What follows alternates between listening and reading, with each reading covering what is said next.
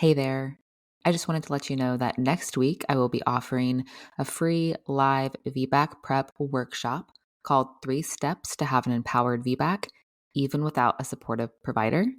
The 2 sessions will be on Wednesday, October 9th at 12 p.m. Eastern Standard Time. The second session is Tuesday, October 15th at 2 p.m. Eastern Standard Time. You don't have to attend both. You can attend either one, or you can attend both if you'd like. Again, this will be live. Some of the things I'll be covering in the workshop are how to shift from fear and doubt to confidence and empowerment when it comes to your VBAC, the power of effective communication and boundary setting, and how you can still have a strong support system even without a supportive provider. This workshop is perfect for anyone, whether you're trying to conceive or currently pregnant and preparing for a VBAC. Again, the 2 dates currently being offered are Wednesday, October 9th at 12 p.m. Eastern Standard Time and Tuesday, October 15th at 2 p.m. Eastern Standard Time. If you want to find out more and register for one of the workshop dates, please go to thehannahgill.com/workshop. Hey everyone, welcome back to the Ebb and Flow Birth Show. This is the first episode of the new year, 2024, and it is another special episode. So I was interviewed on the MamasteFit Podcast, and I'm going to be sharing that episode with you all today if you do not happen to listen to that podcast. So Gina and Roxanne from MamasteFit interviewed me about my birth stories and then about doula work and how doulas can support C-sections and VBACs. So it was a great conversation to have, and I'm excited for you all to hear it. Again, if you don't listen, please check out the MamasteFit podcast with Gina and Roxanne from MamasteFit.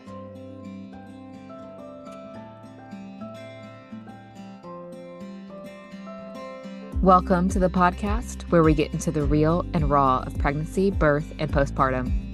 My name is Hannah Gill. I'm a VBAC mom, doula, and birth educator, and I help women discover their options and harness their inner power to have the experiences they desire. I'm here to support you through the ebbs and flows of these transformative years so we can have open and honest conversations about the hard, the messy, and the beautiful parts of motherhood. This is the Ebb and Flow Birth Show.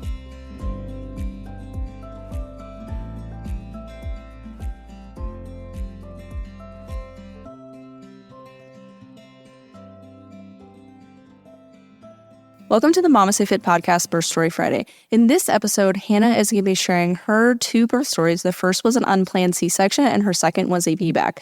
Because of her experiences, she became a childbirth educator and birth doula, and now offers online education courses for families that are looking to have a vaginal birth after C-section, and also doulas to help educate them on how they can better support their families during a C-section and during a vaginal birth after C-section, also known as VBAC. Welcome to the MamasteFit Podcast. This is Gina, perinatal fitness trainer and birth doula. And this is Roxanne, labor and delivery nurse and student midwife. And this is the MamasteFit Podcast, where we empower you on your prenatal fitness, birth, and postpartum return to fitness journey. Our podcast shares how to move throughout your pregnancy to stay strong and comfortable. Pain is not a requirement of pregnancy. Understand the science of birth and how to approach recovery after birth. We share our personal experiences as mothers navigating the stage of lives, plus our professional expertise as birth workers and fitness professionals. Our goal is to help you feel confident as you navigate the perinatal timeframe for an empowering pregnancy, positive birth, and postpartum journey. We are glad to have you with us on this journey and that you've chosen us to support you.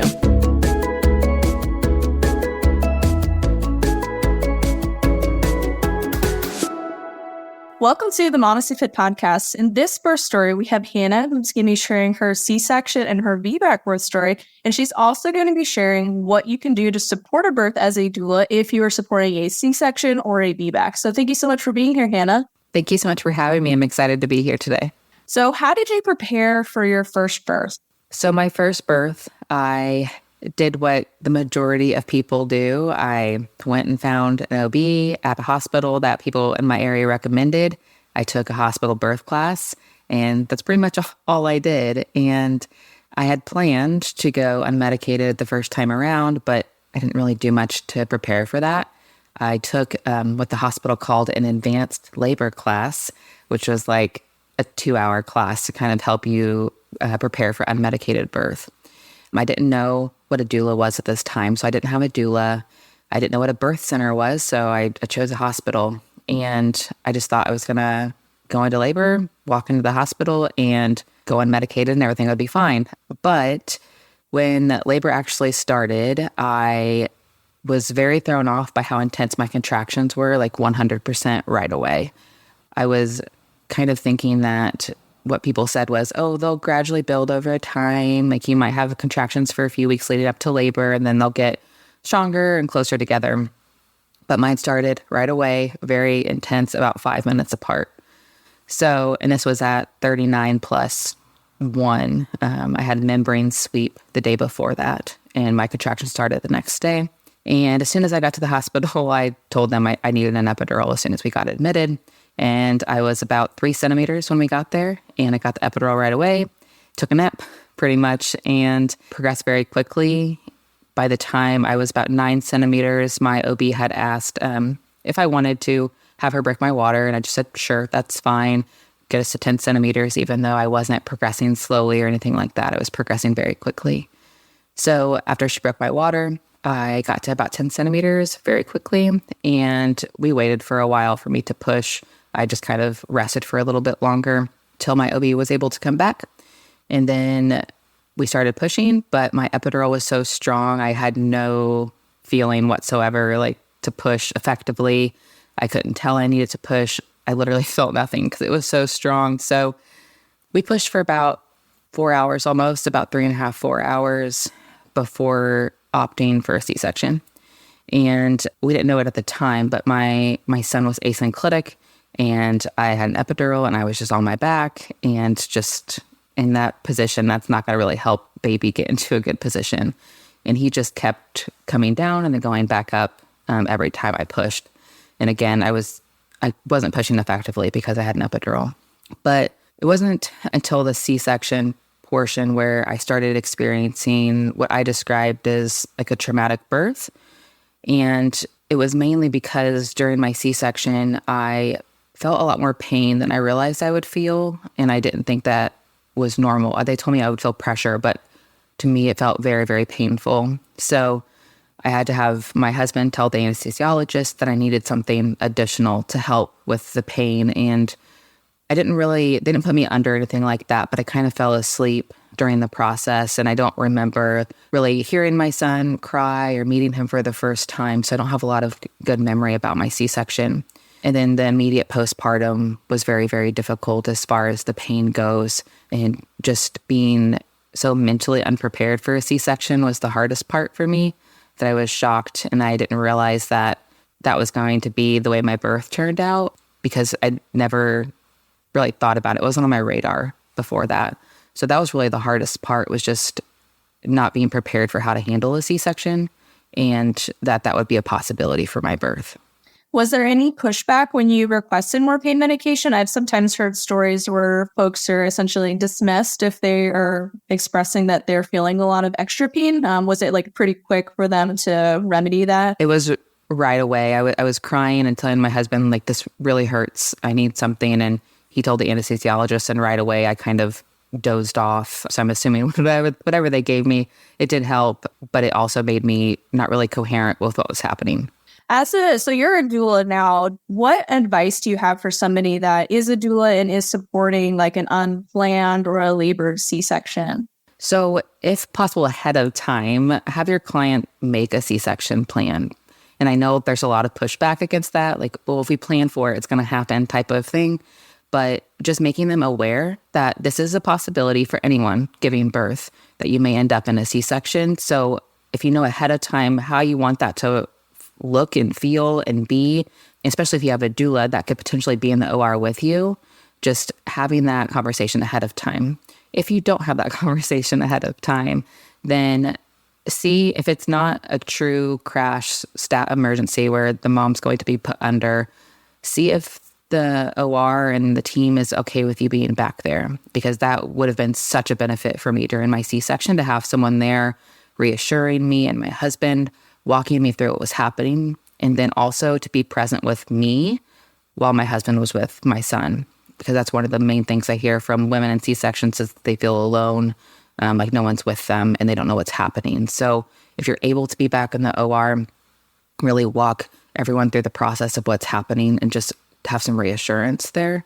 And then also afterwards for postpartum with the C-section, just making sure everyone is okay, especially if it was an unplanned event and it was potentially traumatic or there was a lot of chaos happening, just kind of debrief afterwards to talk it through.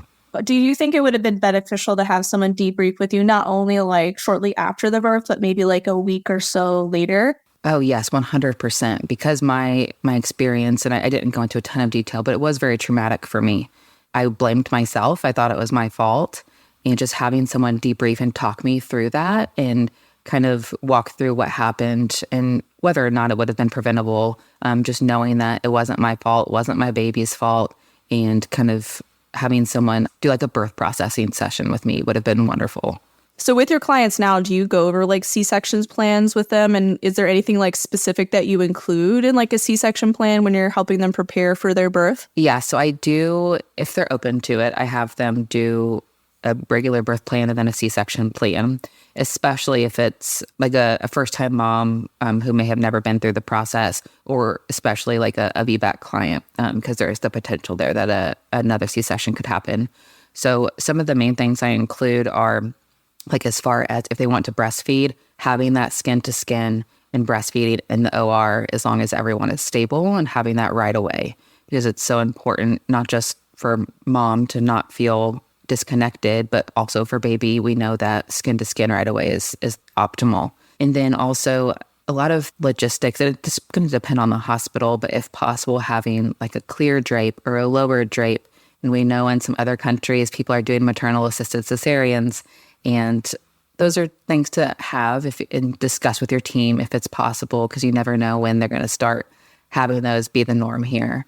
So those are the two main things I would say is the immediate skin to skin and breastfeeding if wanted, and then either a clear or lower drape or the maternal assisted if possible. Another time that I usually find is kind of that transition from when a C-section is called to when someone is actually getting a C-section. Is there a good way that you think somebody can ask, like, hey, do we have some time to just kind of go over like what to expect, or as opposed to feeling like you're being rushed to the next, like to the OR without any sort of opportunity to kind of like know what's going to be happening to you? Like, do you know like a good way to ask for that? When I'm with my clients, I have not had a client yet that has gone from like planning for a vaginal birth and then having a C-section. But for me personally, and in my own personal experience, that's one way to know, like, is this truly an emergency where it has to be done now? Or is this just something that was unplanned and things are not progressing how we want them to progress? And with my clients, I always ask, like, okay, with any intervention and any next step is, okay, would you like a few minutes to discuss this? And I'll ask my clients this directly.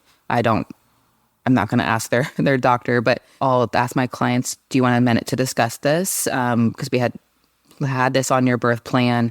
And do you want a minute to talk it over? And the clients usually do want to talk it over. And I always tell my clients ahead of time, like, ask the doctor to leave the room if possible, because we know that there's pressure if someone's sitting there staring at you while you're having these type of conversations. And then if they have specific questions for the doctor, I'll have them ask that, and then just really kind of sit with them and make sure that not necessarily that the doctor's not, that they're providing like thorough answers and not just kind of glossing over the answers, because a C-section is a major surgery. So we should be able to go over all of this regardless of if they're supposed to read the consent form ahead of time. In the moment, it's much different. So really just taking our time if possible, because we know that there are those C-sections that aren't truly emergencies. They're just unplanned, and they need to be discussed thoroughly ahead of time to make sure that we know the benefits and risks and if it's really a necessary thing right now or if there's other options we can consider. So Roxanne, can you explain for someone to know, like in the moment, like this is like a true emergency versus like there's probably an opportunity to ask for some time to process? Yeah, so there is a difference between like emergency C-sections and, as you said, like an unplanned C-section. And those are what we like call urgent. There is no reason that they need to be like rushed back to the OR like immediately. Sometimes they're like given some time to kind of process this option. And even like an option to be like, hey, like this is where we think it's going, but we can wait a little bit longer, and it's safe to wait a little bit longer if you want to see if this vaginal delivery is going to happen. A true emergent C-section is something where they like see something happening and baby is born within like less than 10 minutes, ideally less than 10 minutes. And they're like ripping cords out of the walls. They're like throwing a consent in your face saying like, this is what's happening. Like this is for either your life or baby's life. Like we need to get this baby out as soon as possible. But they are not super common, as you know as well. Usually the reasons for this, it's like placental abruption. So the placenta has detached from the uterine wall too early. The uterus has ruptured. The cord has prolapsed, or baby's heart rate is down and it's like so low and not coming back up that they need to get baby out before that, like their fetal reserve or the amount of oxygen that they have like saved up in their gas tank runs out. And then the baby just continues to go downhill. So all of those reasons are really the only true emergent really reasons where they need to get that baby out like ASAP.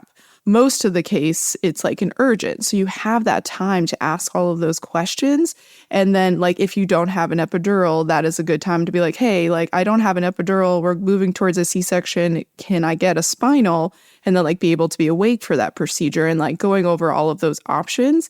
I feel like can also help with the fact like processing, like giving that time to ask all of these questions in that period before having to go back to the OR. I feel like can help a lot with like being able to process what is happening and why it's happening, and having all of those questions answered versus like, hey, we recommend a C-section, let's get you back there. It's not emergent, but like, hey, like you're probably good, right? I think that's what you said is really beneficial because for my C-section, it wasn't an emergency. It was just I had been pushing for 4 hours and we opted for a C-section, but I didn't know what questions to ask. I didn't have anyone there like helping me like, oh, well, do you want to talk about this? I didn't even know what to look out for as far as the C-section goes. So like Roxanne said, having those questions asked and like explained to you, even if I was 100% like on board and okay with the C-section, I think it would have been help with the processing to really understand what was happening and why it was happening. For me, the emergency, like true emergency C-sections that I've been a part of, you can tell from the energy of the room that this is not like a good opportunity to have a conversation. And so usually what I'm doing, like they're pulling cords out, I'm like quickly trying to tell like the mom like what's going on or like what she can probably expect to happen. I'm not telling her like what's happening because I don't want to diagnose her or misunderstand the situation medically. I might like bring up like, hey, do you know what's happening? And then that kind of prompts usually the nurse to be like, hey, just so you know, like baby's heart rate's really low. It's not going back up. Like we're really recommending a C-section right now. Or the provider will even start talking like, hey, this is what we're seeing. We need to bring you down right now. And then at that point, once everyone's kind of hovering around her, I direct my attention to the partner and I'm like, hey, when you get down there, like get your stuff on as fast as possible so that you can go into the OR. They'll come out and grab you when you're ready. This is what you'll probably see before you walk in. Just know that they're probably going to start before you walk into the room. They may or may not grab you. You may be waiting in the hallway. Like hopefully they get you at some point. So I'm kind of like letting them know a bunch of things so that they know what to do to support afterwards. Because in, I would say 9 times out of 10, I'm not allowed in the OR as a doula. But if there is an opportunity to talk, it usually is pretty obvious because everyone's very casual. Like they're just kind of like, you know what, I just don't think this baby's going to come out. You've been pushing for a long time, like, or, you know, you're really not progressing anymore. Usually the provider's like very calm with what they're talking about. Like they're like very slowly moving. And at that point, it's like, hey, like, do you want some time to process this, to kind of go over like what's happening? Is that all right if they take some time? And then after they kind of talk through some stuff like, hey, like, could you guys walk them through like what they could expect from now until they meet their baby? And then usually the provider or the nurse will kind of start to go through like, hey, like, you know, this is the stuff we're going to do to get you prepped. And then we're going to bring you back to the OR. At that point, this is what's going to happen. And I usually find that that's like really helpful. And then usually just reassuring the family like, hey, like, this is the path that your birth has to take right now. It doesn't mean that you did anything wrong. Like you didn't fail in any way, and just kind of take that guilt away. Cause you do get a lot of like, oh, there's so many unnecessary C-sections. And I tell my clients, I'm like, look, like at the moment that people get C-sections, they need them. Like whether or not we maybe could have done something prior to prevent it is like not like important right now. But like the moment that somebody's being like wheeled back to the OR, it's a necessary C-section at that point. Now, it's not necessarily an emergency, but if hopefully that makes a lot of sense. Yeah. So how was kind of processing your birth? Because I know after your first birth, you became a childbirth educator and then started preparing for a VBAC with your second pregnancy. Can you kind of talk about that transition? Yeah. So during my postpartum, I had, from my birth experience, I had postpartum depression, postpartum anxiety, PTSD, but I didn't realize all this until about 6 months postpartum, when I just had things happening and I was like, there is something wrong. I need to go talk to someone. I was having flashbacks about the birth. I was crying about it. There were times where I blamed my son for being in the wrong position. I was like, this was his fault. And I knew that was not logical and not a normal thing to be thinking. So around 5 or 6 months postpartum, I finally went and got some help. I spoke to a therapist to process everything. And she was really the first person, because she wasn't my family member or friend just saying things to make me feel better. She was really the first person that acknowledged what happened during my birth and acknowledged that it was traumatic for me. It was in that time that I realized, like, this wasn't my fault. This wasn't my son's fault. So it took a lot of processing for me. And the reason I wanted to become a childbirth educator was I thought the birth class I took through the hospital, I was like, this completely failed me in preparing for anything that could have potentially happened as far as complications or unexpected outcomes. So I thought, well, I want to become a childbirth educator and really educate first-time moms on everything that could happen and how to prepare for that. And I know it's not possible to really prepare for every unexpected thing, but at least know that it's a possibility and how you would handle it if it did happen, and what you would want to see out of that experience. I didn't really know the term VBAC at the time. I just thought, oh, people just go on and have like a vaginal birth after this. And I never knew like the pushback that came with VBAC and the lack of support many women have. And when I started researching, I was kind of shocked to see that this wasn't just a normal thing that people did all the time. And I started researching my options. And before I was even pregnant with my second, I was researching everything I possibly could, because I just knew I couldn't let that happen again with my experience. And I never wanted to feel that way again. I was looking into my options in my state. I'm in Indiana, and we have birth centers here, which I didn't know about the first time. But in Indiana, it's illegal to VBAC in a freestanding birth center. So there's obviously like the legalities around VBAC. Even in hospitals, there's some hospitals that have VBAC bans or providers that are not supportive of VBAC. So I was researching my options, and I thought, well, I know I'm going to have a doula. So I started interviewing doulas before we even conceived, just so I knew, like, as soon as I got a positive test, I would know who I wanted to hire. And I knew birth centers was off the table. So then I looked into home birth, and there are some home birth midwives in our area. But again, there's some that won't take a primary VBAC. So if you've never had a vaginal birth, they won't support a VBAC until you've had one. And then there are others that won't take VBAC at all. And the closest one I could find was a home birth midwife that was about 2 hours away. With how quickly my first labor progressed, even with the 4 hours of pushing, I just didn't feel comfortable like going that far for my appointments. And some women would be okay with it, but I personally wasn't. So I opted for staying with my OB that I was with before. And because I completely trusted her. She did everything she possibly could to not have me have a C-section the first time around. And when I discussed a VBAC with her, she was like, oh yeah, like 100%, that's what we can do. And there was never pushback and never any like stipulations or requirements that I had to meet in order to have a VBAC, other than like, obviously I couldn't have like placenta previa or anything like that. That would obviously opt for a C-section. But she was so supportive. The only thing that she was not open to was a vaginal breech birth. And so I interviewed some other OBs in the area and found an OB I could transfer to if my baby ended up being breech, because he was open to that. So had all my ducks in a row in the preparing, and I hired my doula as soon as I found out I was pregnant. And she has attended many, many VBACs, so I felt very confident having her as my doula. And then the one thing I really wanted to prepare for the second time around was I wanted to make sure I could go unmedicated. That was like 100% the thing I wanted to do regardless of where I gave birth. I ended up taking like a hypnobirthing course called Hypnobabies, because I knew the mental preparation would be 100% more difficult for me than the physical prep. I was confident in my body's ability to birth, but I knew that the first time around, like my mind prep was not there as far as dealing with unmedicated birth. So I practiced my whole pregnancy, listened to my tracks, and just made sure that I could get through that. And I had some bumps along the way preparing for my VBAC. I had placenta previa partial early in my pregnancy. Thankfully, that resolved. I had some subchorionic hemorrhaging multiple times through my pregnancy. I was GBS positive. My baby was breech at one point. I was like, okay, all the things that I don't want to happen are happening.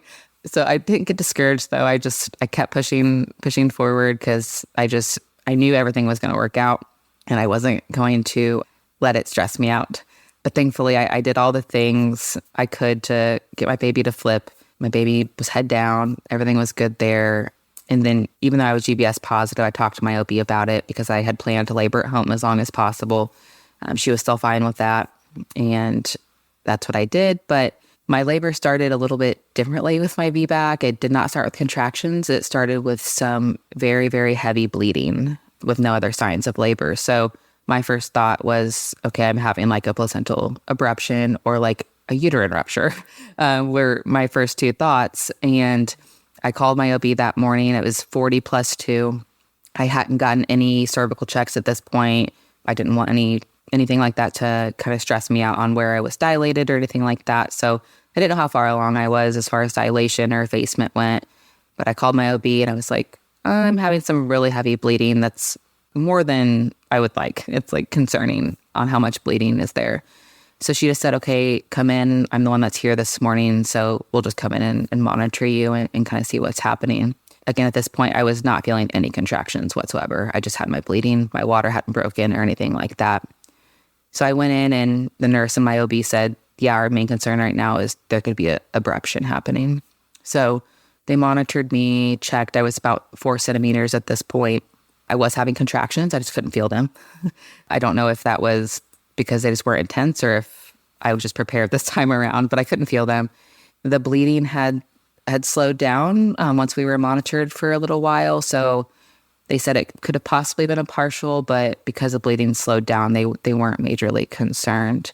So they had us stay for about an hour because I was going to go back home. I was like, okay, we're fine. Like, I'm going to go back home and wait for my contractions to pick up. But after about an hour, I had progressed another centimeter. And I was like, okay, this is progressing a little bit faster than I was expecting it to. So we were already there.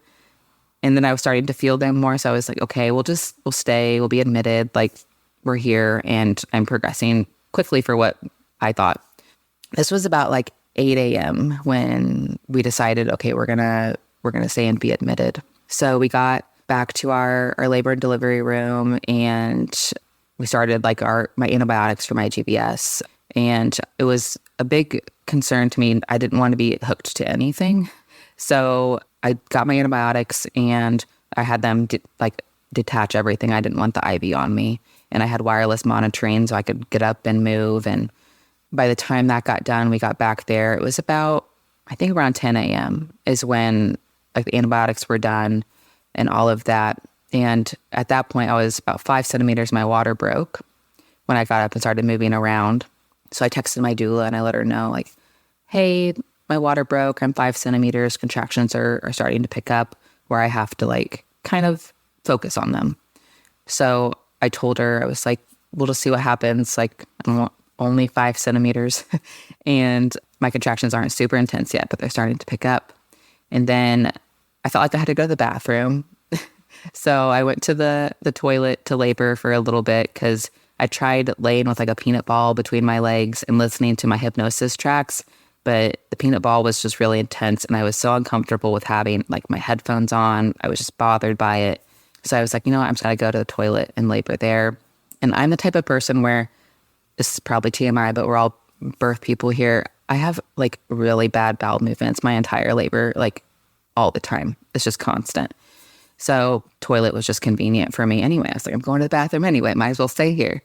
So I was laboring on the toilet for about 30 to 45 minutes. And my husband was getting me washcloths, rubbing my shoulders. I was just kind of swaying. And at that point, I started getting really hot and sweaty and shaky. I had texted my doula right before I went to the toilet. And I told her, I was like, contractions are picking up. Like, I think you should probably head this way because they're getting a little bit more intense. And that was around 11 a.m. She was like, okay, yeah, I'll be there. And by the time I got to the toilet around that time, in that 30 to 45 minutes, I told my husband, I was like, I need an epidural. Like, I can't do this. I need an epidural right now. And he was like, but you're doing so well. Like, Julie, our doula, she's not here yet. Let's wait for her to get here. We can kind of reevaluate and see. I was like, okay. I was so annoyed. Like, in my head, I knew, I was like, I'm probably in transition, but I just rolled my eyes at my husband, like, fine, like, we'll wait, whatever. So our nurse came in to check on us because we had been in like the bathroom for about 45 minutes. She was like, are you guys okay in here? Our nurse was named Morgan. I was like, Morgan, I need an epidural, please. Like, I need an epidural now. And she was like, but you don't have your IV. Like, it will still take us like 20 minutes to get the IV running with fluids, prepped for the epidural. So she was like delaying it too. I mean, I was coping well through it, but in the moment, I didn't feel like I was. Everyone knew. Everyone knew except me. I was in denial. I was like, no. And then like 2 seconds later, Julie, I will get it. Yeah. 2 seconds later, Julie, our doula, walked in and was like, Julie, I need an epidural. Like, why are my contractions on top of each other, like back to back? Like, why are they like this? And she said, because your body is working to bring your baby here. And she said, how long have you been on the toilet? And I said, about 30, 45 minutes. She said, well, let's do like a position change and kind of see if that helps like alleviate some of the pressure you're feeling. So trying to get off that toilet, I was like, you are crazy if you think I am moving off this toilet right now. But she guided me and helped me, and we moved to the shower because I just really needed some relief as far as like the feelings and the pressure was going. And she was running the water on my back, and the funny thing is my husband forgot to pack his birth bag, so he got in the shower in sweatpants. So he was like, his sweatpants are soaking wet. I'm holding on to him and swaying, and as soon as I stood up and got in the shower and was like vertical, like I started bearing down, and I was making those grunting noises. And the nurse ran in and she was like, maybe we should like make our way to the bed, because it was clear I was pushing already and I hadn't been checked since my water broke. So I was pushing, and when they did end up checking me, I was like, sure, like check me, fine, whatever. I want to make sure like I'm not pushing against a cervix that's not completely open, because I don't want to have like swelling or anything like that. And I was complete, and I had like a slight cervical lip, and my doula said, well, maybe if we get on hands and knees, that'll kind of help reposition baby a little bit to get that lip pushed back. So again, I didn't want to move positions because when you're in the middle of transition, like you don't want to do anything. But we did end up moving to the bed. I got on hands and knees, and I was pushing at this point. I was like, there's no controlling it. It's just happening. I was pushing for about 15 minutes in hands and knees, and I tried like lunging a little bit, and my daughter was like coming down and going back up like my son was. And at that moment I was like, are you kidding me? Like, really? And then my doula suggested, well, like, are you comfortable getting on like a squat bar? And I was like, I cannot hold myself up. I cannot get in a squat. My legs will give out. But my doula and my husband both supported me with the squat bar. And within 5 minutes and probably 2 contractions, my daughter was out. And she came out so quickly. She had no head molding. Like, she was just out. It was intense. But the funny thing is my doula had mentioned this in one of our prenatal sessions, that if you use the squat bar, make sure when you pull your baby to your chest, like you pull under the bar, because the umbilical cord will still be attached, obviously, before the placenta comes out. But I was trying to like bring my baby over the bar, and then we were getting all tangled with the umbilical cord, and I was just so happy. I was like, oh, I did it. Like, I had my VBAC, so let me just get my baby on my chest right now. And that logistically was an issue. But yeah, so she came out really fast, and my entire labor was 4.5 hours from first contraction I felt to when she was born. So much faster than my first, and it was a very intense 4.5 hours. Well, that's awesome. Yeah, everyone knew. Everyone was aware of what was happening. You even knew, but you were in denial. Denial is more than just a river in Egypt. I was like, this is where women, like, transition is where you say, like, I can't do this anymore, even though you are doing it. And I'm so glad, like, everyone kind of delayed it. And it's like, oh, like, you still need to be hooked to your IV for 20 minutes. And it all worked out. The fact that you didn't, like, run to the edge of the bed and curl up in a ball, like, I'm ready, like, it would be a clue to me as a doula that this is just you coping. Like, I mean, you want it, but you don't really want it. This is just like a coping mechanism for you. Yes, yeah. And if we give you something else, you'll accept it. And you're like, fine, I'll get in the shower. The shower or like the tub is usually. Yeah, because if you really wanted it, you'd be on the edge of the bed, like curling over, like, do it now. I'll call them myself. Yes. But it sounds like a huge difference between this birth and the last was one that you were moving the whole time. It sounded like they both progressed pretty quickly. And I don't know exactly how your OB was for your first birth, but it sounds like this one was like incredibly supportive of the birth like vision that you had like fully, which is amazing. And I like to think that a lot of providers are like that. And I want to hope that a lot of providers are like, yeah, if that's what you want to do, I could support you and make sure that you guys stay safe. And like, if you want to have a VBAC, like, let's do it. I'm sure that mentally helped a ton to know that your entire support team was on your side too. I like to mention this too, because so we got there and my OB was one on call, but she had just gotten off a 24-hour call shift. And usually she specials her patients, so she'll come to the birth even if she's not on call. But because she had just been on call for 24 hours, we were both like go home and go to sleep type of thing. So I had never met the OB that attended my VBAC, but she ended up being so amazing and hands off and just like, I'm here when you need me type of thing.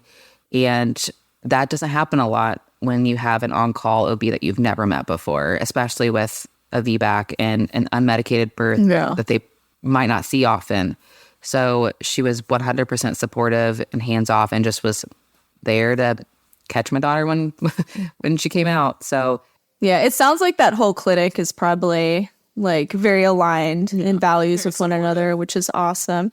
So you came into birth work after your VBAC. What kind of advice do you have for a doula that is supporting a VBAC or a vow from birth after C-section? Let's say it's their first VBAC client, or maybe they've been supporting tons of VBACs. Like, what advice do you have?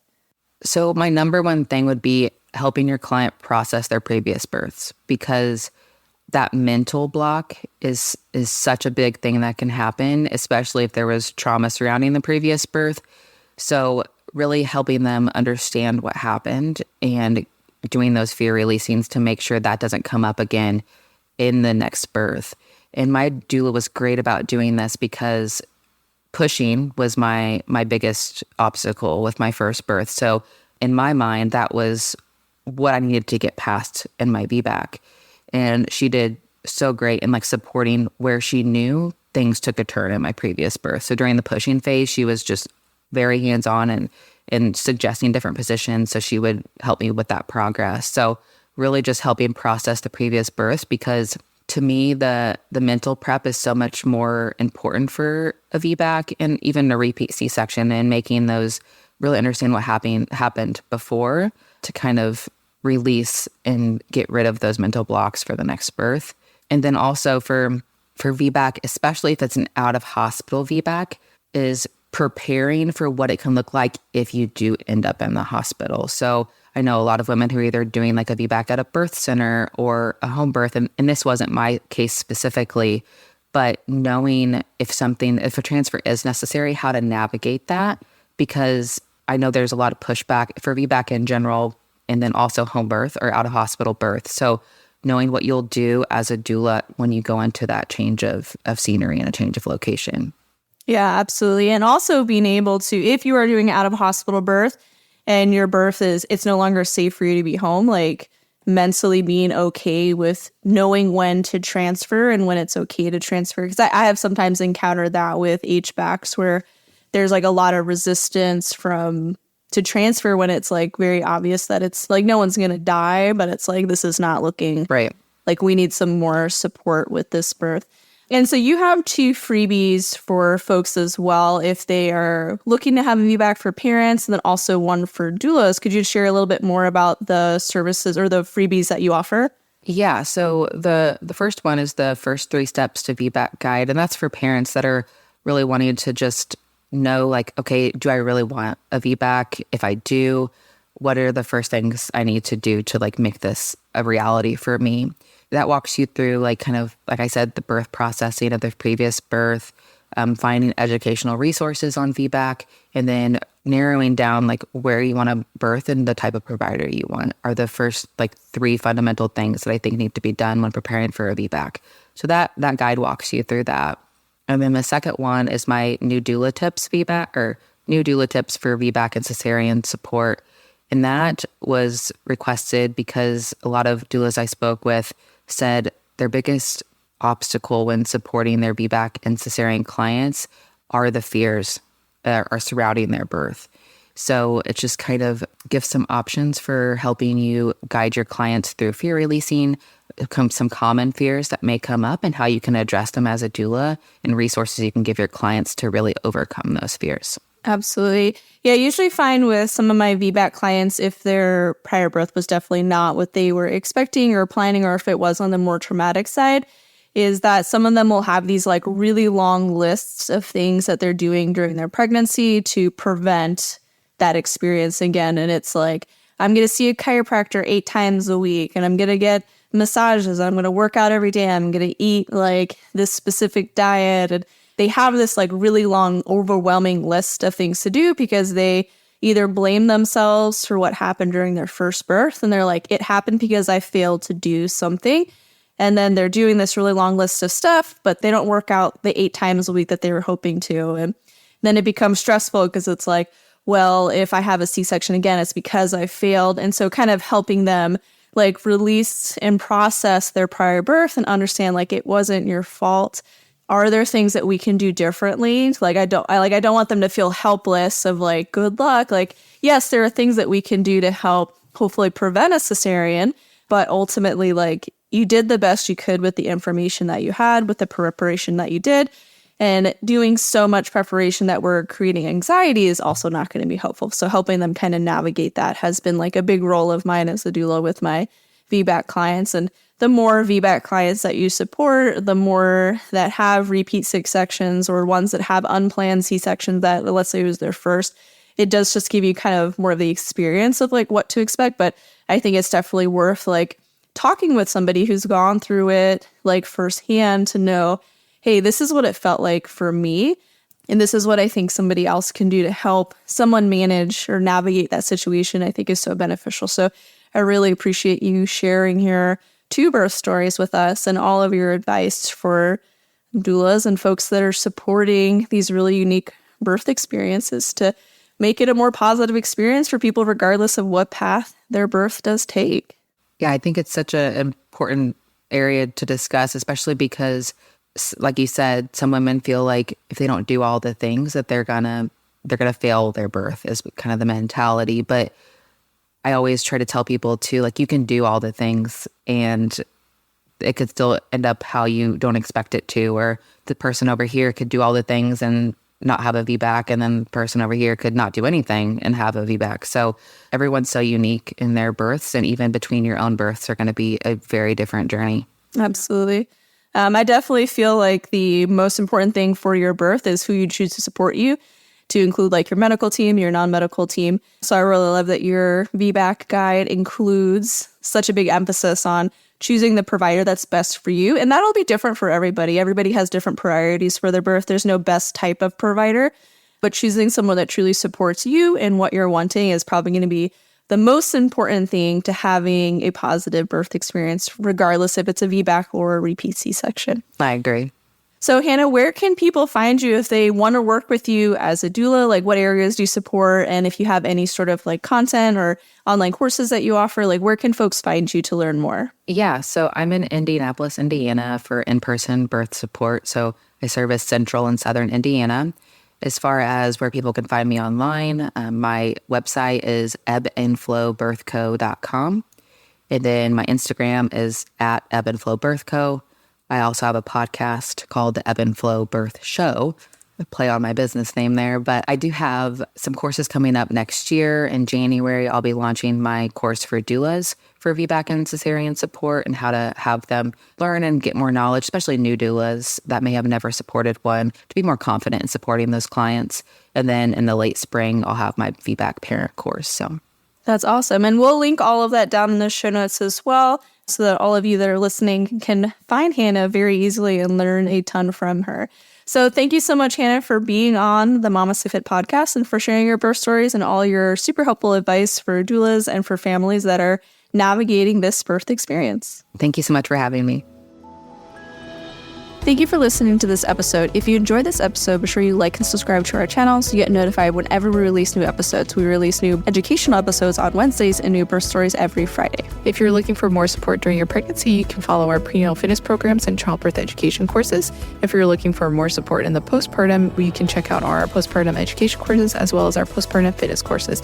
If you're a professional, we offer both birth workers and fitness trainer courses that you can check out and earn CEUs while learning from us. And as a thank you for listening to this episode, you can use Story 10 to get 10% off any of our online fitness programs and online education courses.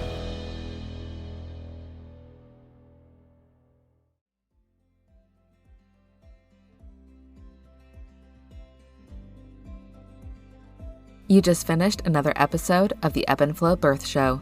For more, head over to ebbandflowbirthco.com or on Instagram at ebbandflowbirthco. As a reminder, this podcast is provided to you for educational and entertainment purposes only. It is not a substitute for medical advice. Until next time, bye friends.